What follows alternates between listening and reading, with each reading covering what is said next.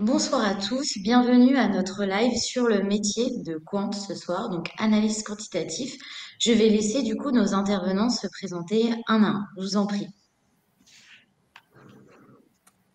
Allez, je vais commencer, je vais me lancer. Pierre-Benoît Grimaud, je suis analyste quantitatif chez Lombard-Odier, qui est une banque privée. Super. Harry, je vous en prie. Ouais, moi c'est Harry Zouri, je suis le fondateur et CEO de Wangari Global. Très bien. Je suis Maël, data analyst et financial reporting chez PwC Luxembourg. Super. Et Laurent, je suis formateur sur un logiciel qui s'appelle Calypso, qui est utilisé dans les salles de marché au sein du Nasdaq. Super. Merci à vous tous d'être présents ce soir. Donc, on va pouvoir commencer par aborder du coup le parcours de chacun. Comment est-ce que vous êtes devenu quant aujourd'hui? Votre parcours de votre formation jusqu'à maintenant dans la vie active. Donc, je vous en prie, qui souhaite commencer? Bon, allez, je vais désigner. Harry, on va commencer par vous. Ok, je voulais pas commencer parce que j'ai un profil un peu atypique, mais en fait, en gros, moi j'ai fait un parcours assez scientifique, j'ai étudié la physique des particules. Mais dans le cadre de ça, en fait, j'ai fait beaucoup d'études statistiques, beaucoup d'IA aussi. Et à un moment donné, je me suis dit, pourquoi pas faire quelque chose dans la vraie vie plutôt que analyser des particules dont on ne sait même pas si elles existent ou pas. Du coup, je me suis de plus en plus intéressé au monde de la finance parce que je me suis rendu compte qu'effectivement, il y a beaucoup de connexion entre la physique par le maths et les métiers quant, justement. Et je suis surtout tombé sur le extra-financier, sur les données RSE, parce que ça m'a donné envie de faire un impact de ce côté-là, un impact financier et extra-financier. Super. Laurent, je vous en prie. Oui, alors moi, il se trouve que quand j'étais étudiant, j'aimais beaucoup les mathématiques, mais souvent je me posais la question, comment est-ce que ces mathématiques que j'étudie pourraient être utiles dans le monde concret, en fait. Et ça m'a amené à m'intéresser en 5e année d'études, donc maintenant qu'on appelle master et qui à l'époque s'appelait DEA. Ça m'a amené à m'intéresser à la finance quantitative et aux mathématiques appliquées à la modélisation et à la finance quantitative. Donc voilà, donc assez naturellement, j'ai envie de dire, j'ai fait un master qui était celui de l'Aurélie, à Paris 7, à Jussieu. Et j'ai ensuite commencé ma carrière comme analyste quantitatif au sein d'un éditeur de logiciels. Et puis par la suite, j'ai envie de dire, j'ai élargi mon champ d'investigation dans la mesure où je me suis intéressé aussi à la gestion des risques de marché et également à la réglementation bancaire. Donc j'ai élargi mon champ d'investigation. Mais c'est vrai qu'à l'origine, c'est mon goût pour les mathématiques qui m'a amené à m'intéresser à la finance quantitative. Super. Merci beaucoup, Laurent. Maëlle, je vous en prie. Concernant le parcours que j'ai suivi, que ce soit académique ou professionnel, parce que ça reste tout de même un peu atypique peut-être, parce que j'ai aligné pas mal de disciplines, que ce soit de l'économie, du management, un peu la question de développement durable, mais aussi la partie IT qui était un parcours en data science. Donc, grosso modo, au Maroc, j'ai eu un master en économie appliquée, donc tout ce qui est intelligence économique et financière. Donc, c'était un ancrage, on va dire, théorique sur toutes les questions économiques et financières, plus cette particularité, on va dire, statistique et mathématique. Donc, j'ai travaillé dans des centres de recherche sur la question financière, surtout macro, J'ai travaillé aussi avec des partenaires publics, que ça soit l'Office des changes, c'est une autorité qui détermine le taux de change et qui fait de la réglementation du marché de change marocain. Après, je suis venue en France, j'ai fait un autre master en développement durable et je me suis focalisée sur la question comment modéliser les problématiques environnementales et écologiques. Par la suite, bien sûr, j'ai travaillé avec un concéropole Auvergne-Rhône-Alpes, donc le concéropole qui est basé à Lyon, en Auvergne. Du coup, par la suite, lors de cette, lors de cette expérience professionnelle, j'étais chargée d'études financières et économiques au sein du concéropole. Donc, c'était plus ancré santé, encore un autre secteur. Et bien sûr, au fil du temps, une fois que j'ai terminé mon expérience au concéropole, je suis arrivée à Metz. J'ai fait une autre formation en data science, donc vraiment pour mettre à jour, on va dire, tout ce qui est technologie et outils pour, bien sûr, l'analyse des données. Et ce qui m'a permis par la suite de travailler chez PwC dans le domaine financier, bien sûr, pour analyser, faire du reporting, on va dire, des BI, faire des analyses de données, construire des bases de données. Donc, vraiment, l'ancrage un peu financier, consulting, et j'ai travaillé même avec, bien sûr, des auditeurs aussi. Donc, voilà un peu le parcours brièvement dessiné, on va dire. Merci beaucoup, Maëlle. Pierre-Benoît, je vous en prie. Alors moi, j'ai un parcours qui est assez similaire à celui de Harry et Laurent, c'est-à-dire que j'ai commencé par les sciences de base. Donc j'ai fait mes études à l'EPFL, à Lausanne, et j'ai commencé par un bachelor de physique. Et à la fin du bachelor de physique, je me suis rendu compte que c'était pas être théoricien que je voulais devenir, et donc j'ai transitionné sur un master d'ingénierie financière, toujours à l'EPFL. Et à la suite de ce master, qui m'a défini le titre d'ingénieur financier, le poste d'analyse quantitatif, il était quand même assez obvious pour prendre la suite. Et donc j'ai rejoint Lombardier directement à la fin de mes études. J'ai effectué ma thèse de master, qui est un travail de recherche qu'on a effectué durant son cursus scolaire en Suisse. Très bien. Merci beaucoup, Pierre-Benoît. Du coup, on va pouvoir passer à la deuxième partie. Vous allez pouvoir aborder du coup les défis que vous avez pu rencontrer, que ce soit dans votre formation ou dans votre vie active dans ce métier-là. Donc, je vais de nouveau vous redonner la parole, Harry, pour nous expliquer les potentiels défis que vous avez pu rencontrer. Bien sûr. Alors, pour moi, je pense que le tout premier défi, c'était que lors de mes études en physique, enfin, moi, j'ai fait la physique théorique jusqu'au doctorat. Et en fait, là, l'industrie, c'est un peu mal regardé, si on veut. Si on a des ambitions en dehors de la science, on risque d'être pris moins sérieux. J'ai l'impression que ça résonne avec Maëlle aussi. Mais en tous les cas, voilà, j'ai dû cacher un peu ma passion pour la finance pendant quelques temps afin de me protéger un peu. En même temps, j'avais les deux passions, en fait, physique et finance. Donc, c'était pas du tout facile de naviguer. Ensuite, j'ai passé un an en tant que scientifique chez AXA. Pour modéliser en fait des risques climatiques. Et là, je me suis rendu compte que, bon, en tant que physique théorique, personne me prend au sérieux. Personne pense que je sais comment roule le business, comment ça se passe en finance. Alors que si, parce que je m'avais renseigné quand même, mais c'était pas sur mon CV. Donc, j'ai dû prendre un peu de la place, prendre la parole, me faire respecter. Et ça a marché finalement. Et lorsque j'ai construit ma propre boîte, il y a 1 an et demi environ, là, le défi, c'était plutôt entrepreneurial, on va dire. C'est clair que c'est un défi en continu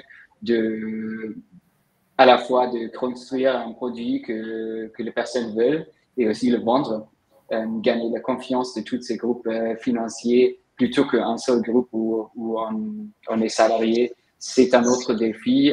Je dirais pas que c'est plus facile ou moins facile, mais oui, c'est une autre sorte de défi qui continue, mais qui est passionnant aussi. Super, merci beaucoup Harry. Vous, Laurent, de votre côté? Je dirais que sur un plan théorique, d'un point de vue théorique, effectivement, en termes de défis que j'ai pu rencontrer, il y a parfois des défis de compréhension, tout simplement, parce qu'il y a certains modèles mathématiques, certains modèles, je pense notamment à des modèles de pricing de produits dérivés qui sont particulièrement complexes, que ce soit en termes de valorisation, en termes de calibration. Donc, il y a certains modèles qui sont complexes. Donc, il y a une complexité mathématique qui fait qu'effectivement, ça constitue un défi à relever, un défi de compréhension. Et du point de vue pratique, je dirais qu'il y a un petit peu le pendant du point de vue pratique, à savoir qu'il y a certains modèles, du fait même de leur complexité, ils sont effectivement ils sont difficiles à implémenter. Effectivement, ça nécessite effectivement une certaine aisance en programmation, que ce soit en C, en C++, en Java ou en Python, enfin tous les langages de programmation qui sont souvent utilisés pour implémenter des modèles de finance quantitative. Donc oui, je dirais qu'il y a ces deux aspects, l'aspect théorique et l'aspect pratique, où on a effectivement parfois des défis à relever, mais qui sont aussi souvent intéressants, parce qu'une fois que le défi a été relevé, justement, il y a ce sentiment de gratification, on se sent gratifié, effectivement. Très bien, merci beaucoup Laurent. Maëlle, je vous en prie. Je rejoins bien sûr, je vais rajouter, on va dire, une autre sphère de défis, c'est plus le défi d'identité professionnelle qui est potentiellement, qui peut poser pas mal de questions, notamment lorsque, par exemple, comme Harry ou comme Pierre-Benoît, lorsqu'on vient d'une autre discipline et après on veut s'ancrer dans une autre discipline avec, bien sûr, dans un nouveau secteur. Donc, il y a bien sûr ce défi ce défi cognitif, on va dire, qui peut poser problème pour potentiellement s'affirmer et dire, voilà, c'est mon identité. Je suis, bien sûr, un responsable compte ou je suis un employé compte, mais tout de même, j'apporte avec moi, bien sûr, une connaissance, que ce soit en finance, en économie monétaire, en études macro. Et du coup, des fois, le métier de compte peut peut s'approprier à un métier IT, vraiment pur IT, alors que ça peut, bien sûr, il y a ces techniques à maîtriser, mais il y a l'identité propre à chacun qui, bien sûr, qui dépend de son historique d'expérience. Donc, voilà, le principal défi que je puisse soulever et rajouter à ce que Harry et Laurent ont bien mentionné. Très bien, merci beaucoup Maëlle. Pierre-Benoît, je vous en prie. Alors, qu'est-ce que je pourrais ajouter? Je pense que du point de vue du cursus académique, nécessairement, on passe un peu par des écoles qui sont un peu sélectives. Donc, c'est peut-être le premier défi au début. Et puis après, dans la vie de tous les jours, je pense que le métier de compte, il est assez relié quand même au domaine de la recherche. Ce qui fait que c'est pas du tout un monde qui est statique. On ne peut pas du tout se reposer. Et on n'a pas appris le travail d'analyse quantitative. Le travail d'analyse quantitative, c'est d'aller s'intéresser à des papiers qui sortent parce que le monde ne s'est pas arrêté de tourner à la fin de son master. Très juste. Et si je me permets, sur bien sûr ce que Pierre-Benoît a rajouté, il y a bien sûr ce développement qui a été assez, on va dire, assez important après la Covid. Donc, tout ce qui était digitalisation, les nouveaux outils, les nouveaux langages, tout le monde a mis, on va dire, du cash pour développer pas mal de choses. Et le fait de suivre cette évolution rapide, ça peut être une difficulté pour chacun d'entre nous. Donc, voilà un autre défi peut-être qui a été soulevé, notamment récemment avec, bien sûr, ce développement assez gigantesque du domaine. Très bien. Est-ce que l'un de vous souhaite rajouter des choses sur cette partie? Non, c'est bon? Peut-être. Très bien. Je peux juste ajouter Ah oui. Désolé. Je pense que Oui, non, il n'y a pas de problème. quand on est quant, en fait, on a un peu 3 casquettes qui sont d'une part les maths, d'autre part l'information du marché financier, et la troisième casquette, c'est de se former aux outils IT. Et on est obligé en fait d'être bon sur les 3 parce que s'il en manque un sur les 3, on peut juste pas avancer. Ok. Et je me permets de rebondir là-dessus. En fait, il y a aussi la casquette humaine. Je pense qu'il ne faut pas oublier que, en fait, on est encadré dans des équipes et on nous voit comme quant, on nous voit travailler tous les jours, genre. Mais à la fin de la journée, il faut vendre en fait nos positions. Il faut convaincre le monde qu'on a raison, que notre méthodologie est rigoureuse, etc.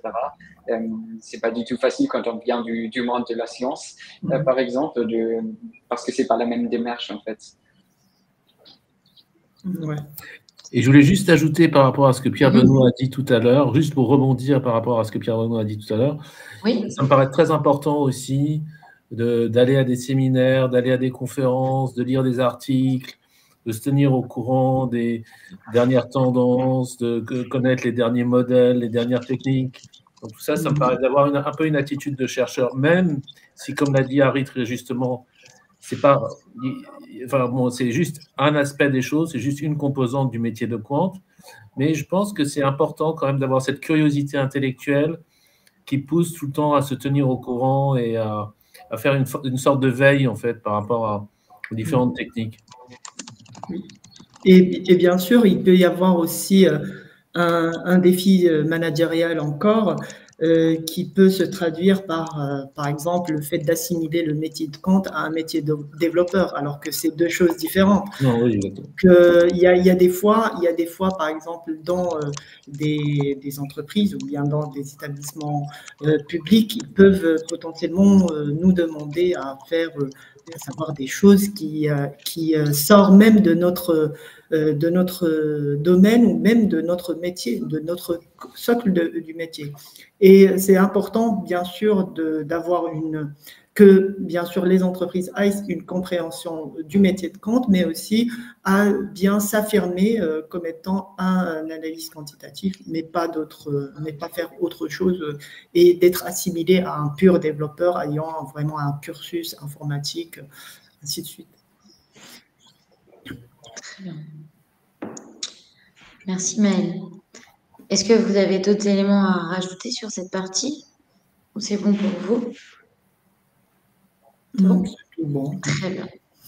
Dans ce cas-là, nous allons pouvoir passer du coup à la troisième partie sur lesquelles, en gros, on aborderait du coup les différentes structures dans lesquelles vous avez pu travailler. Donc, quand je dis ça, c'est petite ou grande pendant votre carrière professionnelle, dans quel environnement vous êtes passé, quelles ont été les différences par rapport à ces environnements-là, comment ça a impacté votre métier, ce genre de choses, pour du coup donner plus d'éléments du coup aux jeunes aujourd'hui pour qu'ils sachent un petit peu à l'avance en fonction de l'environnement dans lequel ils tombent, le type d'entreprise, ce qui peut changer sur ce métier-là.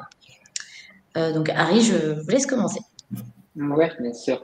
Alors, de mon côté, je pense que j'ai commencé assez tard à intervenir dans des structures qui sont vraiment financières, voire quant.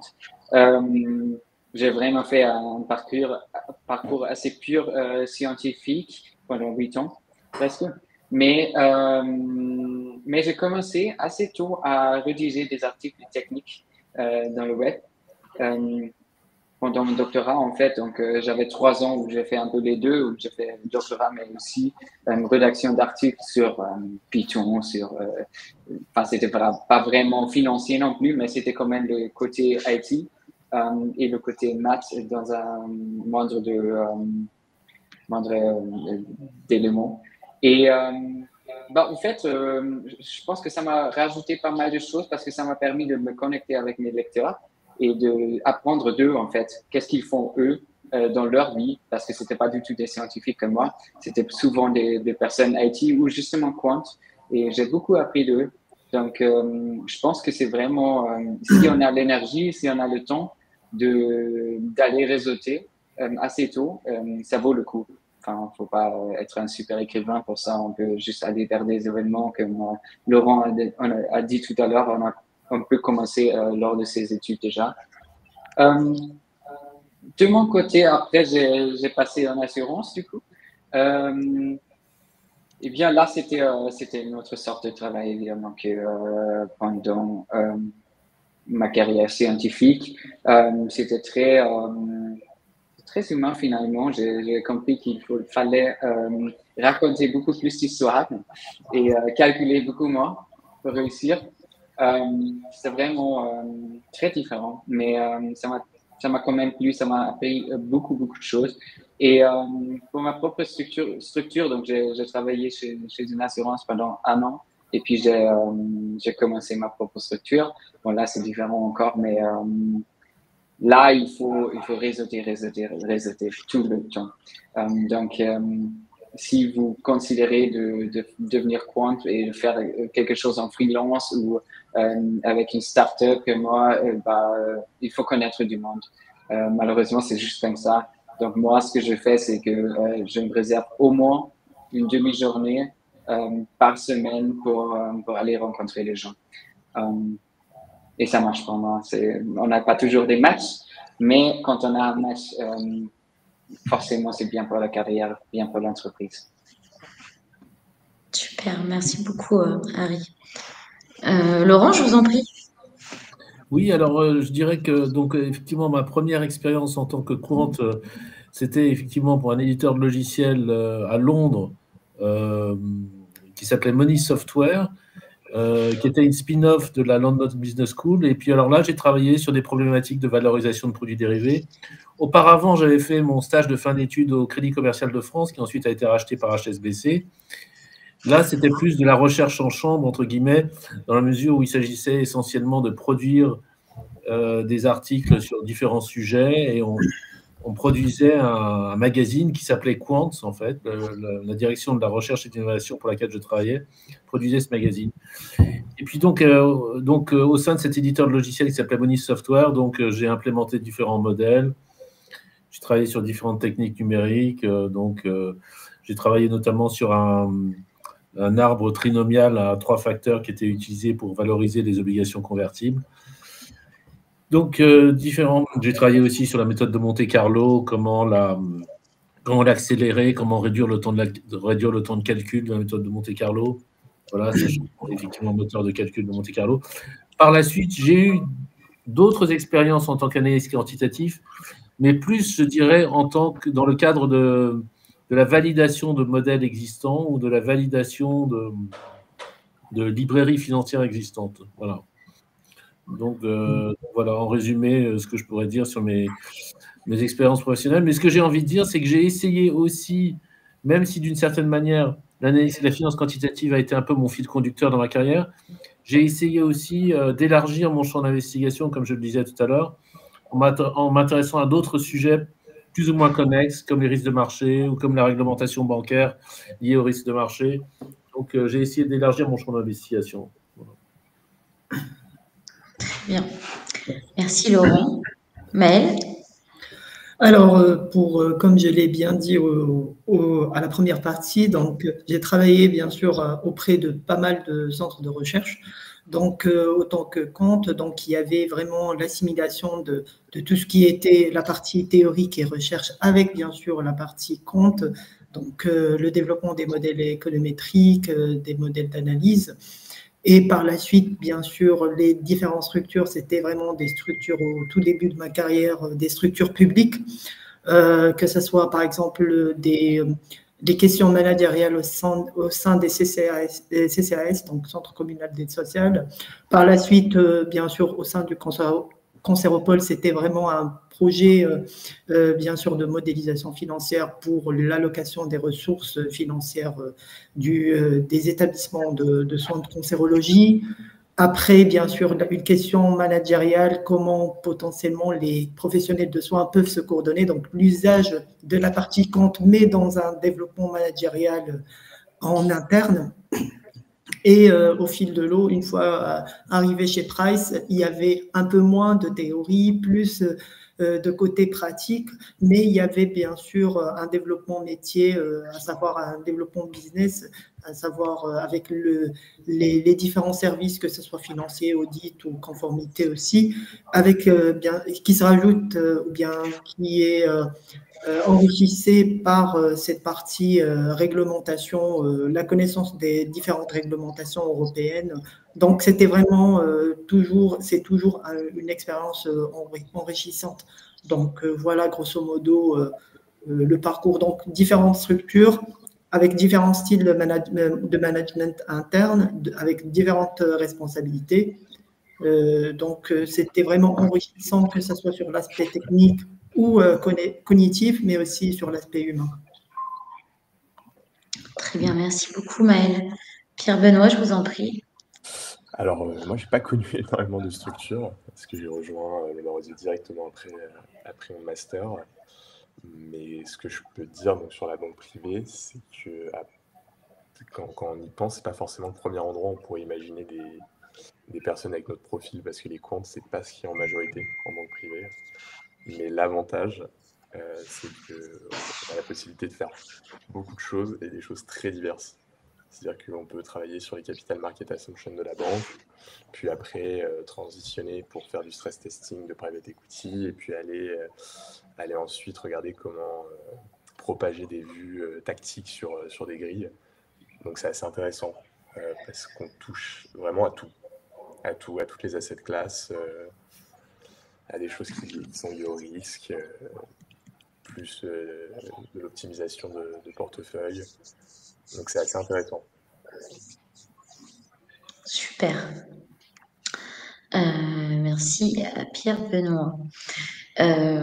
Du coup, si vous n'avez plus rien à rajouter, on peut passer du coup à la 4e partie.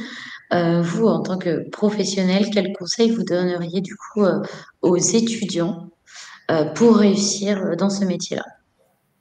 Harry, je vous en prie. Eh bien, en termes de conseils, ce que je dirais à la version la plus jeune que moi, la version il y a quelques années, je dirais que n'aie pas peur. En fait, moi, je pensais que les quants, ce sont des super cracks qui savent tout et moi, je ne sais rien. Mais c'est pas vrai. Enfin, vous avez déjà beaucoup de skills, beaucoup de choses, beaucoup d'atouts, beaucoup de techniques, évidemment, quantitatives aussi, mais aussi humaines. Et donc, vraiment, faut juste y aller. C'est jamais trop tard et c'est jamais... en fait, on peut toujours essayer une chose et puis décider que c'est pas pour soi-même. Hein. C'est pas grave. Si on passe 6 mois en stage dans une structure financière et ça marche pas, alors ça marche pas. C'est pas grave, c'est pas un échec, c'est un essai. Donc, moi, je dirais, allez-y, essayez, et surprenez-vous parce que vous allez trouver que vous êtes en fait assez capable de beaucoup de choses. Même si vous ne pensez pas que ce sera le cas de vous-même. Super. Merci beaucoup, Harry. Laurent? Moi, je dirais rester curieux et aller à des conférences, aller à des séminaires, échanger avec des chercheurs, lire des articles, écrire des articles. Donc, moi, mon leitmotiv, oui, ce serait la curiosité, ce serait de rester curieux. Ok. Alors, pour moi, le conseil pro, donc je vais reprendre les mots d'Harry, à savoir networking. Il faut vraiment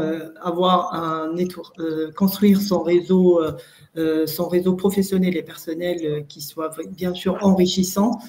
Bien sûr, pour ceux qui sont plus jeunes, à savoir qui sont toujours en M1 et bien sûr, ça peut passer par le choix de la formation, donc bien choisir sa formation, bien choisir sa première entreprise d'accueil pour mieux se lancer, on va dire, parce que des fois, Des fois, il faut vraiment avoir un certain ancrage, on va dire, un certain ancrage dans un certain secteur pour continuer dans le même secteur. Sinon, bien sûr, ça devient de plus en plus difficile de changer de secteur et du coup, vraiment avoir cette identité, construire son identité professionnelle, construire son réseau, mais aussi construire son, on va dire, son pathway qui soit vraiment cohérent. Voilà un peu les conseils que je peux donner aux futurs comptes. Très bien. Et moi, je vais rester sur la même ligne directrice, c'est-à-dire d'essayer de travailler tous ces skills qu'on ne nous apprend pas forcément à l'école. Donc, savoir se présenter, savoir se vendre, parce que c'est important, parce qu'en fait, c'est plus tellement après sur les maths. Enfin, les maths, on suit tous les mêmes études, on fait tous les mêmes modèles, on lit tous les mêmes livres. Si vous savez, donc ce ne sera pas ça qui va vous permettre de sortir du lot. C'est plus tout ce qui ne fera pas partie du monde mathématique. Surtout pas le négliger. Et passer du temps pour préparer ces entretiens. Et persévérer. Très bien. Merci beaucoup à vous tous. Donc, comme il nous reste un peu de temps, on va pouvoir du coup répondre à quelques questions. J'ai une première question où on me demande: est-ce qu'il est indispensable d'avoir fait une école d'ingénieur ou un master en mathématiques financières pour faire ce métier? Est-ce que l'un de vous sait y répondre? Donc, si je peux répondre à cette question, donc normalement non, parce que souvent ceux qui font le métier de compte sont soit des informaticiens. Toute chose s'apprend et toute chose, il y a de la formation interne. Du moment où on sait, encore une fois, comme Pierre Benoît l'a bien souligné, une fois qu'on sait se vendre et une fois qu'on sait vendre nos savoirs, on peut bien sûr intégrer n'importe quelle structure, même avec bien sûr des profils un peu, on va dire, des profils atypiques, mais aussi atypiques, pas péjorativement, que ce soit Pierre Benoît ou Harry, qui sont venus d'une sphère physique quantique pour bien sûr s'intégrer dans le domaine de compte et en plus dans la finance. Donc, toute la progression de chacun, ça dépend bien sûr de sa détermination, mais aussi de la manière dont il va vendre ses connaissances et ses compétences. Très bien. On m'a posé aussi une autre question. Est-ce que si on est issu d'une école de commerce, on peut faire ce métier-là?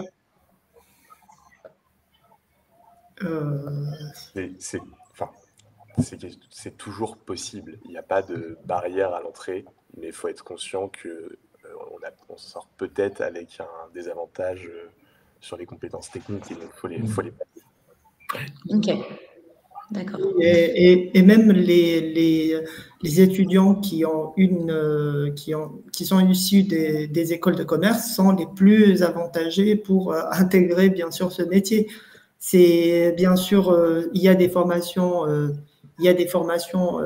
en interne qui peuvent potentiellement updater leurs connaissances et leurs compétences.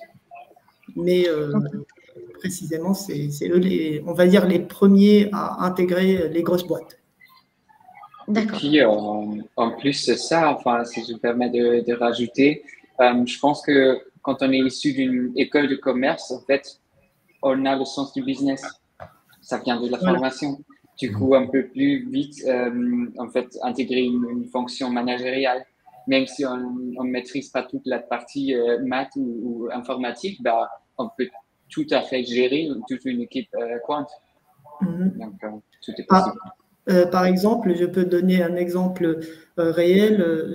Lors de ma carrière, j'ai eu une manager qui était formée en RH et qui est responsable d'une équipe maintenant compte et qui a vraiment développé toute connaissance des outils IT et tout. Vraiment, c'est plus, ça émane, comme l'a souligné Laurent, de la curiosité, Donc, elle a pu être curieuse, elle a cherché, elle a lu des articles, des livres, elle a suivi les différentes progressions techniques qui sont, elle a échangé avec pas mal de techniciens, pas mal de développeurs pour avoir cette connaissance, construire sa connaissance du métier. Donc, il n'y a pas un profil de départ pour ce métier. C'est ce qui est intéressant dans le métier de Quant. Ok. Il y a quelqu'un d'autre qui me demande quelles sont les évolutions possibles après quelques années en tant que Quant? Est-ce que vous avez... Senior Quant. Ça dépend des ambitions de chacun, surtout. Parce qu'il n'y a pas vraiment... j'ai vu, par exemple, des personnes passer d'un service à un autre. Donc, c'est vraiment... c'est la personne qui suit un certain pathway suivant les opportunités qui se présentent à elle. Donc, il n'y a pas une certaine évolution du métier. Même on va dire, l'intitulé d'entrée à une boîte ne va pas être, on va dire, junior Quant. Non, il peut être un data analyst, data engineer, data scientist. Donc, ça peut être responsable ECF. Donc, c'est pas nécessairement le poste, à savoir l'intitulé du poste qui intéresse, mais plutôt ce qu'on fait, les missions qui nous confient dans ce poste-là. C'est ce que je peux répondre à cette question. Peut-être les autres membres peuvent compléter. Et puis, il y a Laurent ici qui a fait formateur de logiciel après, non? Oui, exactement.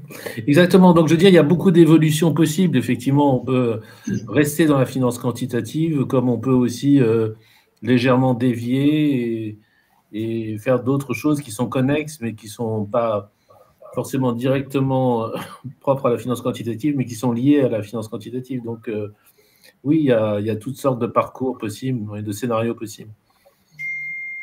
Ok, super. On va prendre une dernière question, du coup.